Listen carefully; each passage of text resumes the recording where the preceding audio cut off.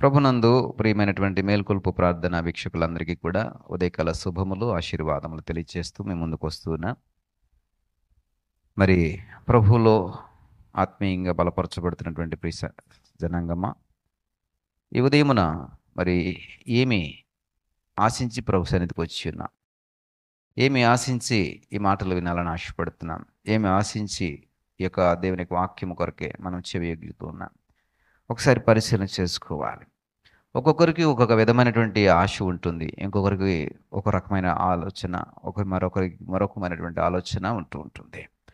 మరి ఒక తాగుబోతూ మద్యపానం చేసేవాడికి ఉదయమున లేచి మరి ఆ వైన్ తాగాలనేటువంటి ఆలోచన ఉంటుంది. సిగరెట్ కాల్చే అలవాటు ఉన్న వాడికి ఉదయమున లేచి ఆ సిగరెట్ వెలిగించుకోవాలన్నటువంటి ఆ సిగరెట్ దురలవాటుని కొనసాగిస్తూ తన రోజును ప్రారంభిస్తూ ఉంటాడు. అంటే తన యొక్క దినచర్యలు వారికి ఉన్నటువంటి అలవాట్లను బట్టి మరి ప్రారంభిస్తూ ఉంటారు. ఈ మద్యము అలవాటు ఉన్నవాడు ఉదయముననే తాగడం వలన వాడి యొక్క ఆరోగ్యం పాడైపోవడమే కాకుండా వాడికి శ్రమ కలుగుతుందని ఈ యెషయా గ్రంథము 5వ అధ్యాయం 11వ వచనంలో రాయబడింది. అది మద్యము సేవించేవాడు వేకువన లేచి మరి ద్రాక్షరసము తమకు మంట పుట్టించు వరకు తాగితే దాని వలన మరి శ్రమ, వాడికి ఆరోగ్యానికి ఇబ్బంది, బ్రతుకుకి ఇబ్బంది, పరిస్థితులన్నిటికీ కూడా అది సహాయపడదు. అంటే ఉదయముననే వాడు తాగాలనుకున్నది మద్యం కాబట్టి వాడు అలవాటు అలాగుంది. వాడిని ఎవరు మాత్రం ఏం చేయగలరు? అలాగే సిగరెట్ కాల్చేవాడికి ఉదయమున లేచి సిగరెట్ కాల్చే అలవాటు ఉన్నప్పుడు వాడు కూడా అంతే.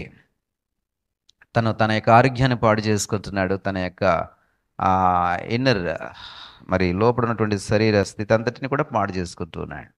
ఇలా వారికి ఉన్న అలవాట్లను బట్టి వారి యొక్క జీవితాలను పాడు చేసుకుంటూ ఉంటారు.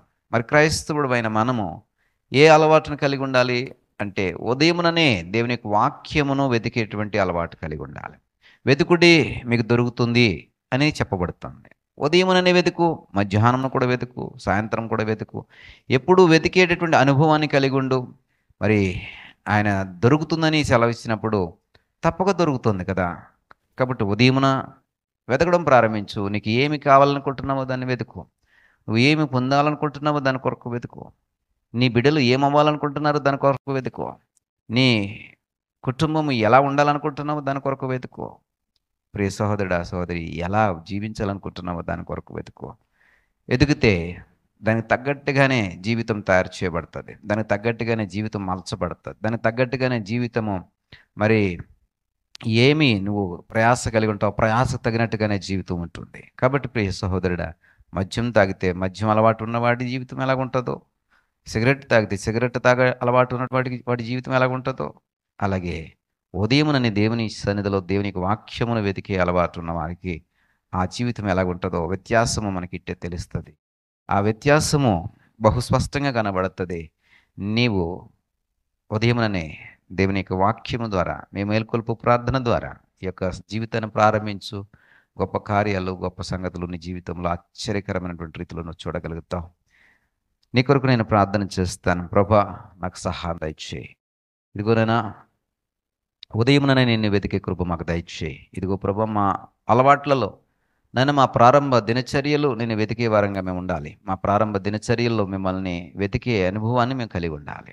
ఇదిగో ప్రభా, వాక్యమును భుజించగలిగే స్థితి మాకు ఉండాలి. ప్రార్థించే అనుభవం మాకు ఉండాలి. ఇదిగో ప్రభా, మేము కనపరిచేటటువంటి మా యొక్క అలవాట్లను బట్టే మా భవిష్యత్తు, మా జీవితం ఆధారపడి ఉంటుంది. ఇదిగో ప్రభా, ఈ వాక్యములో ఏకీభవిస్తున్న ప్రతి ఒక్కరిని కూడా జ్ఞాపం చేసుకోండి. మంచిగా ఇదిగోనైనా ఉదయముననే నేను వెతికి నీ వాక్యములో మేము బలపరచబడి ఇదిగోనైనా మాకు మా ప్రయాసకు తగినట్టుగా మా జీవితాన్ని కట్టుకుని నిర్మించుకునే కృప దయచేయండి. మీ చేతులకు అప్పగించుకుంటున్నాం. సమస్త మహిమా ఘనత ప్రభావం మీరే పొందుకునమని యేసు నామమును బట్టి అడిగి వేడుకుంటున్నాం పరమ తండ్రి.